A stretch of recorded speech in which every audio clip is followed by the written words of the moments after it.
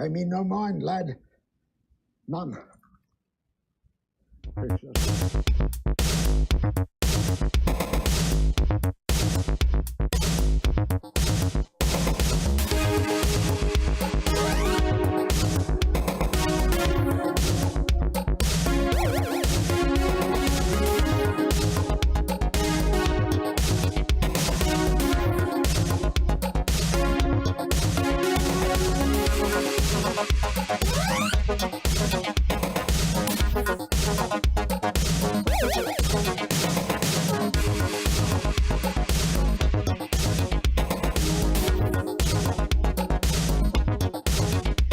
Imperfections during the show. There was some editing performed on the original recording. Enjoy the show. Well, hello everybody. My name is Alan Greenstein. I'm a brand and supporter #creators. Welcome to our podcast tonight. The role of my brand is to we level the playing field for underrepresented creators and artists so that they have the same opportunities as everybody else to get their works created, distributed, and seen. I'm also on the board of directors of the Bella Levy Foundation, and the goal of the Bella Levy Foundation is to fight human trafficking and provide a safe haven for its warriors. Well, I'm so excited tonight. Our guest is Bachelor, and from the way he stated it to me, he deals in self-expression through music, fine art, architecture, and fashion. So let's have him introduce himself right now. Go for it. Brief introduction. Thank you, Alan. First of all, it's a pleasure for me to be on this podcast with you. We've been talking about it. My name is Bachelor. As you say, I'm an artist, a multidisciplinary artist. Born in Haiti. I like to think of myself as a creative because I think I'm one of the most gifted person because I can express myself in art, designing, fashion, painting, illustration, and so on. And my goal is to be a creative director for a big house. I feel like I have a lot to offer the world. I feel like I see the world in a different perspective, knowing my background, my culture, my story. And then yeah, it's a pleasure for me to be talking to you tonight. Let's talk art. Yeah, let's do that. Yeah. So, but let's start by let's talk about how your Haitian upbringing and native country has influenced your career choices. Yeah, for sure. Well, growing up, I like to tell people that I have an amazing childhood, a very colorful childhood where I was surrounded by a beautiful community that that groomed me in the best way possible. I was raised by my uncles. It's three of them, a priest, a cop, and a professor. so so I have like the best of every world. Uh, and then I was groomed. I was raised to always keep my head up and always nothing is impossible. Like I didn't have no limit growing up as the only child. Also, I grew up in a family that was very supportive of whatever I decided to do at an early age. It either was drawing or wanted to take piano lessons or playing soccer. I was blessed to have a family that pushed me to do so. So by the time I came here to the state, I think like I was very already well groomed. I spoke like a Creole, a Haitian Creole, French, a little bit Spanish and English. Uh, I was I think like it was a very beautiful upbringing, but also how they say like you have to leave something have to leave you or you have to leave some place in order to really appreciate the beauty of it. So that's what happened. So after I left Haiti, and then I started to becoming my own person, then I started to discover the how Haiti is always alive in me and within everything that I do, whether it's playing soccer or whether it's like it's in my fashion, in designing sneakers, or whether it's like painting. I realized that this colorful culture is always part of it. Okay. Very interesting. Yes. Okay. Let's talk about your music now. Yes. There's so much you have so many directions that you express yourself. But we want to start someplace. We'll start with your music. So, do you have a particular musical genre? Do you have any way of describing your music that way? It's one of those things. I was to describe my music, I would say my music is an Afro soul.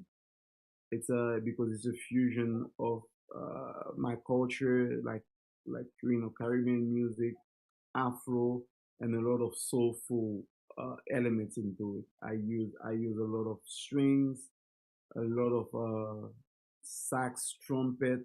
I try to like mix it a little bit. So that's in like that's how I would describe it. It's like a fusion of Afro soul. Also, Yes, yes. yeah. Okay. And what was your first musical hit? That is the first song that you promoted. First, okay, so I always tell the story how I started music because music was never something that I imagined myself doing in this world. It was during quarantine, and then like everybody, like most people, I try to like tackle or find something else to add uh, on my own as odd as I was. So my one of my friends was stuck from France, and then she was working on a couple of projects, and then I decided to be like a creative director, kind of like help with the whole creative direction of this project. And then I introduced her to another artist, and then they started making music. And here I was in the room, and then I wrote a verse out of out of nowhere. And Oh then wow. the first song was called Lucky Man. And then it's one of the songs that ended to be like a big song back home. And then this is when I like I got that. How do you say that? You get bite by the bug. And then I was like, you know what? Maybe it's something that I can do. And then from there, I ventured in myself, and then I made my first single, which is Blessed. Wow. Yeah. Do you write all your own music? Yes, yes. So, I've always been a big fan of literature. I remember even back home, like I used to really love Haitian and French literature, and then I used to write poem growing up, and then also I'm one of the kind of person that words has a really powerful meaning to me. I started the whole brand with the motto "Nothing ventured, nothing gained." So I always been express myself even before music. My notes on my phone, it's even the process of writing music. Like for me, writing music is very different as an artist because I will write the concept first, and then when I find the right beat, I will develop that concept. So I consistently stay writing music, and then I enjoy it because it's writing. It's my music is part of my journey. Oh, that's an important part of your journey. Yeah. Yes, yes, yes. Okay. How do you go about publicizing your music?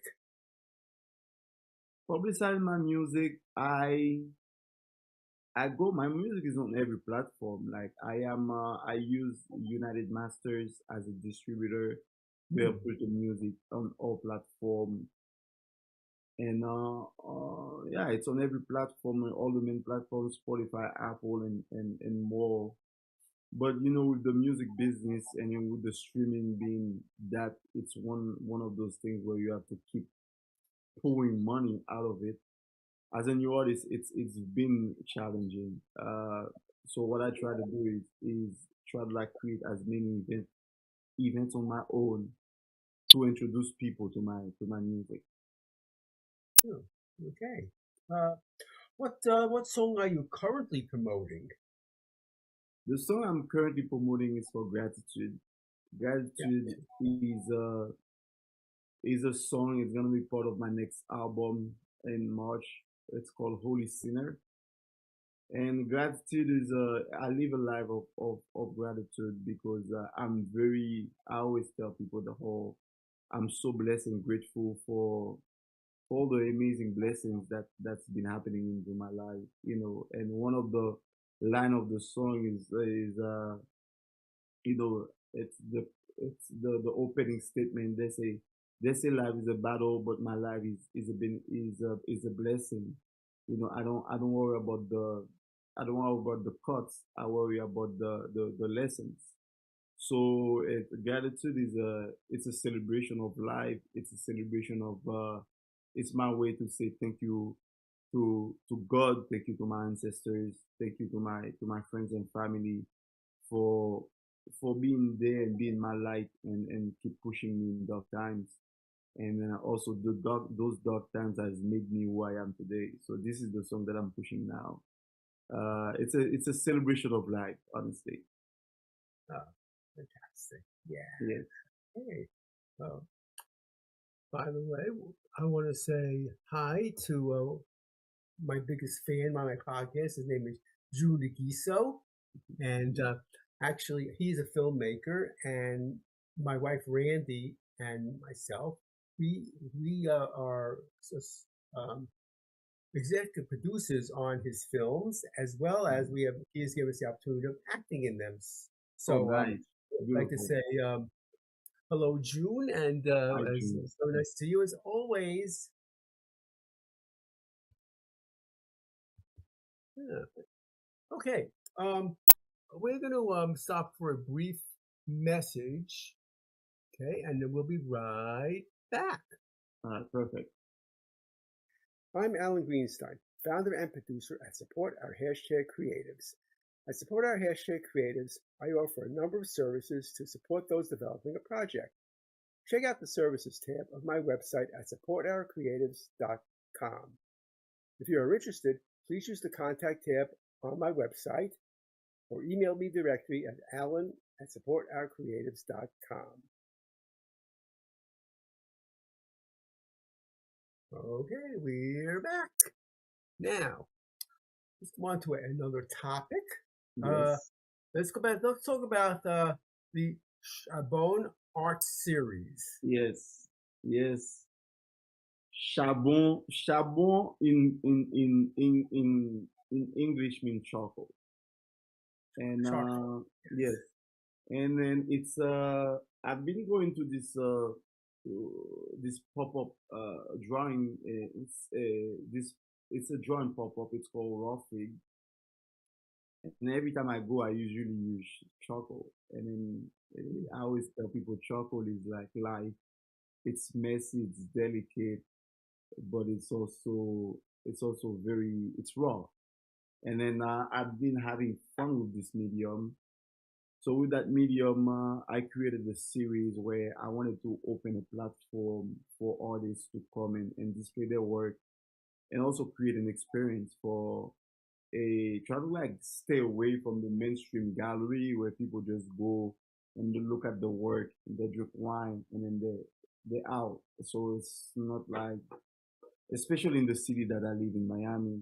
So I wanted to create an experience where it's a raw experience between the artist and the audience, a where it's the art get to be really exposed and people get to experience that first place. So I created this series. It's a monthly Uh, and then I do it at my studio to start with. But the goal is to not only growing up, I never charcoal in my country is used on a different ways because the reason why there's a big problem with this with the forest is because a lot of people use the trees to make charcoal, and then those charcoals are made to make food. But I never grew up seeing people use charcoal as a form of art, and so it's a double entendre. One of the big goal of my DC is kind of like any profit that I make from this series, it's usually to help feed kids, not only in Haiti but in the Caribbean or to any organization that is all about that feeding kids. Um, so you want to bring Charbon all over the world? All over the world. I want to bring it to you. I want to bring it to Paris. I want to bring it to anywhere in the world because the concept is about like having any artist create with charcoal and then display it and also make the art accessible to the audience. Huh. Yeah. I think it's interesting about how charcoal is something that you're really passionate about using, while of course for in a lot of places, charcoal is a necessity. Yes, People use it to cook. So exactly, yeah, right. exactly. Yeah, Yeah, but you've decided that you want to show another side of charcoal. Maybe. exactly. Another side of it also is that there's different type of charcoal. There's like soft, there's hot, there's medium, and then each one of them, it's like messing around with each one give you a different experience, give you a different texture, and then give you. For example, I can show you, for example, Oh this is a wow! soft charcoal. Oh, Uh, fantastic! yes, and then also those are like drawings that I can. Sometimes it takes me 2 minutes. Sometimes it can take me 2 days. Hmm. So Yeah. uh, this is another aspect of charcoal. So this is a hard charcoal. So you, Wow. you can see the difference between how the edges between the first one is like it's kind of raw. This one is more refined, right? Fine. Yeah. Yeah. Yes. So it's there's different element of it. So and then this is why while I'm doing this while I do this drawings, I also introduce people to like and then this is another one. Wow. Yeah. Yes. So everything is made with charcoal, and then this is another one. So this is a series that I started working on for Art Basel, and then this is the process of it. Yeah. Oh, yeah. We'll talk about our bats a little bit later. But so this is something that, as I said, looks like this is something you're really passionate about. And it's is this is using charcoal something that is a real that a lot of people use, or is it something that's really rare to use charcoal as art? I think like a lot of artists use it, but I haven't seen charcoal being as dominant in the art world as other art, as far as like acrylic and other mediums. Especially like now we're living in the AI era where everything has to be overly. Now you question everything. Like I remember I went to some exhibition. I had to question: Is this real? Is this like Uh, the reason I love using that medium is how raw it is when you use it. How when you draw, you can hear it. You can hear the experience. How how charcoal. I use this method where I do not erase because I don't think that art is about perfection. I think like art as everything in life should be about the experience. It's like the journey. Yes, I see something and I want to draw it. As a kid, you don't teach a kid to draw to be perfect. You tell the kids like be as free, use your imagination, and then that's why I love that process. I love that rawness of using charcoal, where you just like I can hear it, I can feel it, I can touch it, I can dirty my hand. It's like being a mechanic. It's like, being one with like, with the grease, with the motor, with the like, with the engine. I feel like, I'm being part of this artwork that I'm doing. Ooh, yeah. So it sounds like you're saying that once you start something, you're never going to throw it away. You're just going to add to it, Yes, right? Because yes, it sir. sounds like that's the impression I get from what you said. Yes, But sir. Yes, you know, sir. you're not concerned about making a mistake. You can always continue on with that particular piece and make something great with it. Exactly. And then also, it's just like, I feel like life, we live in this, like, I mean, nature and everything is perfect, but life is a very imperfect journey. But we live in a society that's consistently pushing us to be perfect. And then I always tell people, I'm not a brain surgeon. I'm an artist, and then my job is to challenge myself, to make mistake, and then to fix it. And then I learn from that mistake. And then sometimes the mistake is a beautiful thing. So I don't put that much pressure on trying to be perfect, but it's the expression, the journey. It's what I'm focusing on. Yeah. Okay. Yeah. So you mentioned that you live in Miami. Yes, You sir. think you think that Miami is a great place to be an artist? There's a really vibrant art community in Miami?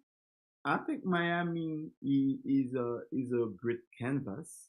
But as far as that culture is involved, I feel like Miami is still a very young city when it comes to art. Oh, Even though there's a big art community there, but the culture of it is very different. For example, the culture of it compared to like let's say city like New York or Paris or or or Rome, the way art is being appreciated, is being celebrated. I don't think it's the same in Miami. Eh, but it's a great canvas because Miami, just like it's a melting pot. eh, Miami is the home of the one of the biggest uh, art platform, which is Art Basel, and it happens every year in December. Miami is a home of a lot of artists, but as far as like the culture is concerned, it's still like, I think it's still new. yeah. Okay. That's really great. And you mentioned Art Basel, so let's start talking about that. But before we do, one more thing. So you say you do your Chabon in Miami once a month currently? Once a month, every Once a third month. Friday. Okay. It's every third Friday. Oh wow. Okay. Yes, Yeah. yes. Okay. Yeah. Okay. So I know that last week and the week before, you were in Art Basel in Miami was Yes, underway. You told me you were very busy, so let's talk about very that. busy. Yeah, yeah. Yeah, like, So first of all, what is Art Basel in general? What is that for? well, Art Basel is one of the biggest art festival in the world. Think like it happens in Berlin. They just started Paris, and if I'm not mistaken, in Tokyo and Miami. It's where every first week of December, it for the whole week. It's a lot of gallery, a lot of activation, a lot of artists come from all over the world to be part of the fair. It's like a huge art fair. It's art fairs all over the city. Yeah, it's a celebration of art basically, and then the city just turned upside down because there's so many activities. And then yeah, for this year, I had a chance to put on a couple of events, and then also be part of a couple of exhibition on my own, and that's why it was a full week of non-stop activation. Yeah, wow. So you actually were a participant in Art Basel? Yes, so the thing is, Art Basel is so big that Art Basel started like many years ago in Miami, and just like everything, it starts off with like the focus was on the art, and then once it gets too corporate, the focus turned into the parties, and then everybody's trying to make money out of it. So this year I wanted to do it different. I wanted to do it. I wanted to go back towards like focusing on the art and less on the parties and try to be all over the place. I participated in an exhibition at the Little Haiti Cultural Center called Foreigner, where I did like 12 pieces. It's still at the gallery until February. I did another pop-up at Mangrove where I got to display a series called We Are the Youth That You Misled. I did a couple of collaboration with some artists. I did this called with Identity Boutique where it's a picture of one of my painting, and then she used it to create this scarf. And then it's where it's available online. I did another project called Set It Free. Me and my friend Benjamin Jean, we did this at my studio. We did this whole activation called Set It Free, and then part of it was like as an artist, we have a lot of sometimes I met many artists that have many blocks, and then some I always tell them sometimes you have to set it free in order for you to move forward. Part of the exhibition was artists or and the guests.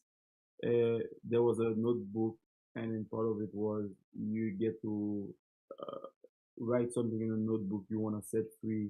You rip it out, and then there's a fire bin, and then you set it free in the fire. So activation like this, I did some live painting for different at different events.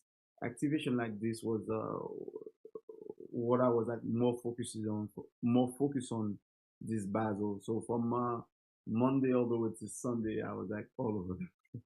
Oh wow. Yeah. Yes. Yeah. So what other cities around the world do they have Art Basel? I think Berlin for sure, and then Yeah. this year they started in Paris. So I think Berlin, Paris, Miami, and if I'm not, I don't, if I'm maybe Tokyo. I want to say Tokyo, but yes, but the biggest one is Miami. The biggest one is Miami, and every year it gets bigger and bigger because it's more corporate, it's more parties, it's more like there's 1,000 invites. Yeah, Yeah. yeah. Yeah. Ooh, that's big, all right. Yeah. Yeah. So is the Miami one is that the only one that you have actually participated in, or have you participated in some of the other ones around the No, world? Miami one is the only one I've participated in, and I've been doing Art Basel since I started in Miami. I've been doing many, and I've been doing Art Basel as a as a guest, and then I think for me this year has been the biggest year for me as an artist with all of my activation that I've that's been one of my biggest activation. Yeah. Yeah. Well, I expect that you'll be going back with to show more of your works next year. Thank you. Yeah. Fantastic. Okay. Um, okay. We're going to pause for another brief commercial. We'll be Okay. right back. I'm Alan Greenstein, founder and producer at Support Our Creatives. If you make something, albeit make a movie, start a business, write a book, make a physical product, run a nonprofit, promote people, are a songwriter, etc. You too are a creative, and I would love to have you be a guest on the Support Our Creatives podcast. If you want to be featured on this podcast, please use the contact tab on my website at supportourcreatives.com or email me directly at alan@supportourcreatives.com. Okay, we're back. Okay, now a little change of subject. Let's talk about your part in the fashion world. uh, Fashion Island is something that I've always been intrigued by since I was in in college. I've Oh, and then when I got after I graduated college, I went back home in 2009, and then on the way back in 2010, this is where the earthquake happened in Haiti. And then I was in the airport on my way back to Miami. And hence where my quote, nothing ventured, nothing gained, came about, and I make this my lifestyle because I believe that life is short, and then sometimes we act like we are forever. But especially for me, when I want to do something creatively and when I want to do something that when there's this fire in me, I do not wait. So I was introduced to fashion via my mentor Max.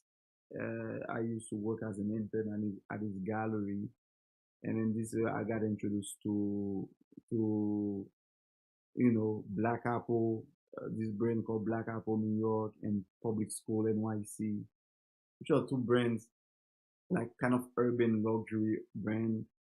And then from there I started to like venture in. I went to work as a marketing director where from the school I graduated, and then I left to and I became like a art and creative director for a sneaker brand for Fabrice Dieu.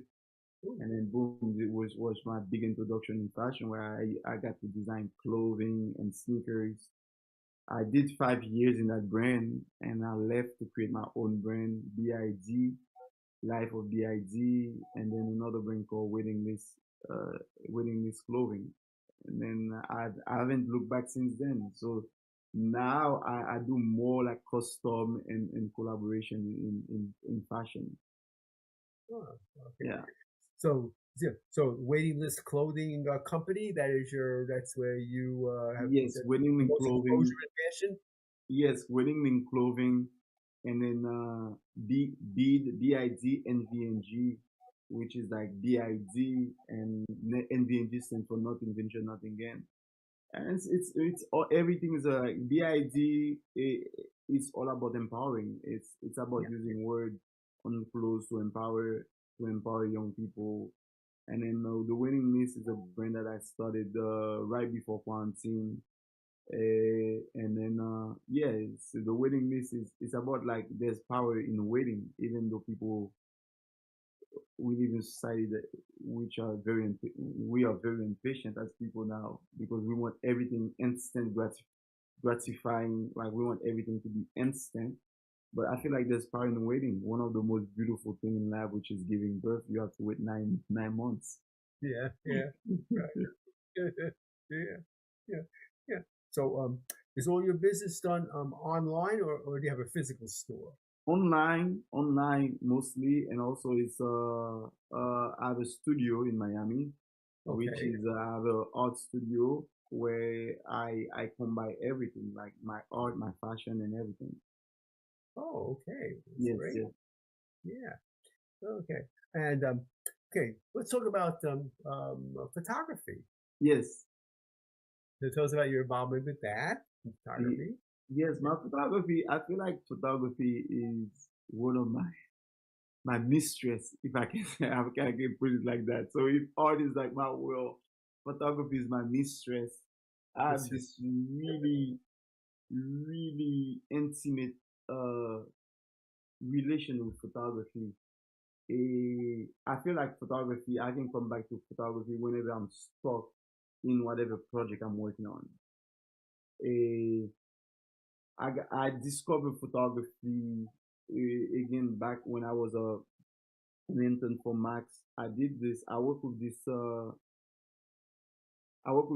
amazing photographer, Pulitzer Award winner, Patrick Farrell, and I was so touched by the storytelling. He went back to Haiti to shoot not only the earthquake, but also there was like a hurricane that devastated like the central part of Haiti, and he went to shoot it. And then it's a mixture of being present and skills and what story are you trying to tell in photography. And I was captivated by it. and he gave me the biggest advice. He told me, I told Patrick, I'm ready to like to be a student. I'm ready to learn from you. And he told me, you already have the eyes. All you have to do is pick up a camera and shoot your first 10,000 pictures. And yeah, and then it took me a minute to figure out what is it I really want to do when I pick up the camera. And I realized that it's telling stories. I like telling stories. I like black and white. I like when I shoot someone, I like the same emotion that I felt at the moment that I've captured you. I like it to be felt by whoever's looking at this picture. So I love photography. I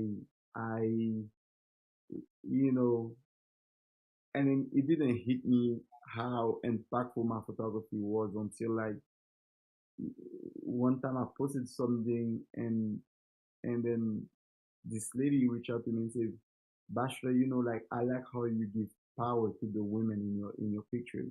I was like, oh, that's interesting.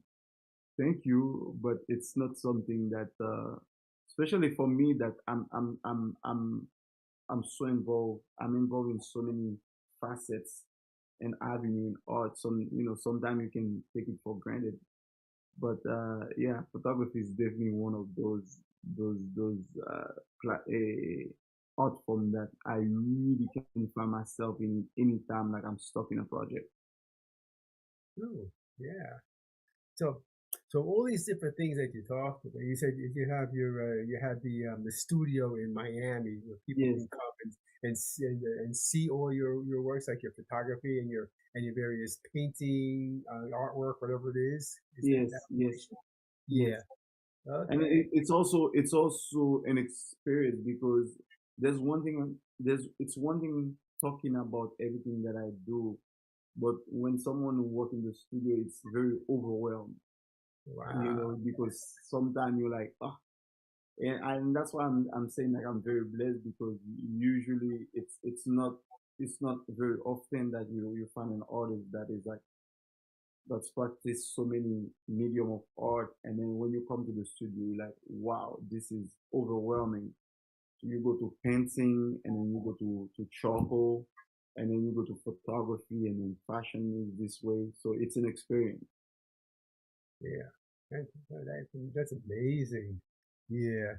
You know, my wife Randy and I we come down to South Beach quite often, and the next time Nice. we come down to visit, we can definitely have to come to I your will It studio. will be my pleasure to have you guys.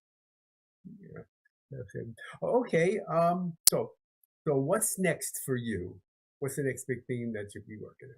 Next next for me is I'm getting ready to I'm getting ready for my album in March. My album, it's called Holy Sinner. Holy Sinner because like I told you earlier already, we live in a world that is like so focused on being perfect, and now with AI and with the technology, I feel like it's I take a step back to understand and also to embrace that as a human, we are both good and bad, and I feel like that's the real freedom is when you embrace the two of them. So Holy Sinner is a story of me as an artist being both good and bad in relationship, in my art, sometimes in the way that I am, and it's about like putting a list of music that that breaks down that persona. And the first single is Gratitude. I'm gonna release the second single at the beginning of the year, and then release the album in March. That's one of the big projects that I'm working on. I am also working on another art project, another series, because I like to work by series. It's like Oh, from okay. my architecture background, so it's everything is concept. So boom, like last year I worked on the concept for We Are the Youth That Misled, and I work and then another concept for linear, which means light. So this year it's more about like with everything that's going on with the immigration. My concept for this year was I will always be a foreigner. And then so I'm working on another concept next year, and then it's about being the concept is the last one that I showed you, this concept, uh, and the concept is about using these characters to as a reflection of everything that's going on. These characters can be, you know, they where I'm from, they used to scare people, but at the same time there's a meaning behind them. And then this character, I want to use them to display that people can can look like they belong in the best position, they have this and they have that, but they still, part of them is still bad. So it's a human reflection and then decapitation, if you can say, yeah, if you can say that. Yeah, it's more, expect more music, more art, and more collaboration. And also I want to take Charbon to the next level. I feel like the series is something very powerful. Eh, and then I don't want to limit the series just to to to to art. I want to involve literature because uh, I feel like handwriting is a dying art, and I would like to implement handwriting with Charbon as part of it. Reading, a like the medium is so big, so I don't want to limit it to just one thing. But one of the goal is trying to find the right partner, the right organization to partner with, and to make it bigger, to push it, to to to talk about the value of the medium, and also to talk about like kids hunger, because we are very fortunate to have a roof over our head, but we know like that's not the case in every part of the world, and especially in Haiti. And whatever that I can do using my art as a weapon to bring light, not only to bring light, but also to make a difference, will be a blessing. Yeah, I appreciate that. How Haiti is kind of like this has something. Everything that you do is kind of driven by Yeah, Haiti, and yeah, yeah, the fact that you're from there, and the conditions that has been going through over the years.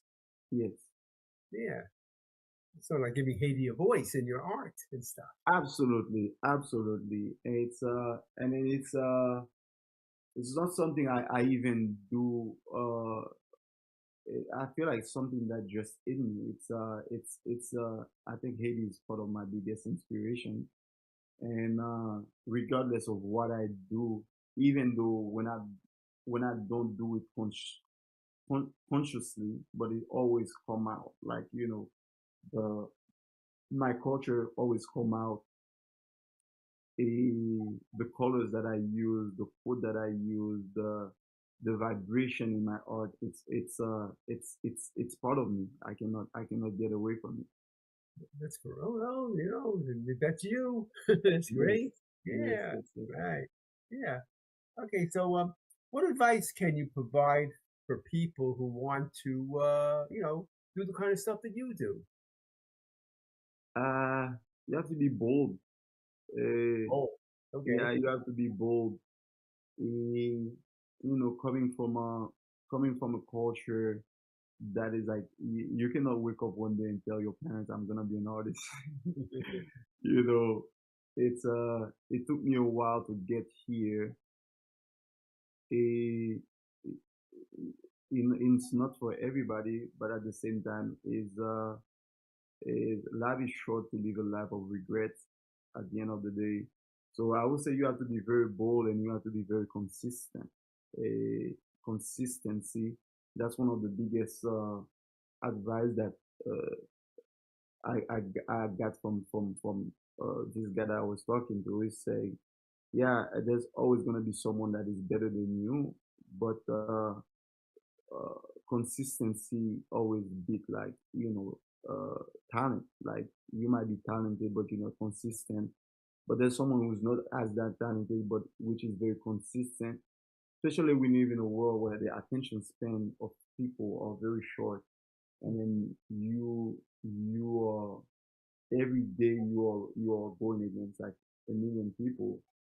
I would say like being consistent and also authentic to yourself and to your story is what I would advise anybody you know trying to do to be an artist or trying to express themselves or have a voice. Oh, okay.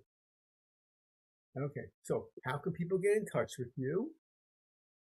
Easy. People can reach out to me on Instagram at bashbead5, which is that's my main Instagram, and he has the link to everything that I do as an artist, my photography, my music, my fashion, and also my WhatsApp number is on there, so you can reach out to me there. And then I'm very responsive actually. Oh, wow. Yeah, yeah. Okay. So that's BACHBID5 on Instagram. Yes, yes, sir. Yes. Yes, sir. And I hope that the people who contact you will indicate their interest in coming to your studio and all that. Thank you. I love having people over the studio for coffee. Yeah. Yeah, I love having people for coffee. You know, most of the time when I invite people to the studio, it's not it's yes, it's to show them the art, but usually the conversation, the connection that happens, it's more, so much more than just the art. You know, the art is just part of it, but the connection, you know, talking about the art, seeing the art, talking about life, for me, it's so much, it's much more powerful. Yeah. Okay. Fantastic. Well, okay. I want to thank you, Bachelor, for being on tonight, and it's amazing all the different talents that you exhibited tonight. It's amazing. Fantastic. Thank you so much. Thank you for reaching out. Thank you for scheduling this live podcast with me, and thank you for supporting artists. Thank you for the platform that you have, and keep going, please. And I'll make sure that I keep following what you do and share it, and looking forward to actually meet you in person. Oh yeah. Well, thank you for the kind words, and this is what I do. This is my thing, you know, spotlighting artists of all kinds and creators of all kinds, basically. Yes, yes. Yeah. Okay, so and I want to thank the people who have watched this live, as well as those watching it on the replay on platforms such as Spotify, as well as Jess TV, JESS TV. So with that, once again, thank you, Bachelor, and I'm going to say good night, everybody. Thank you, and good night.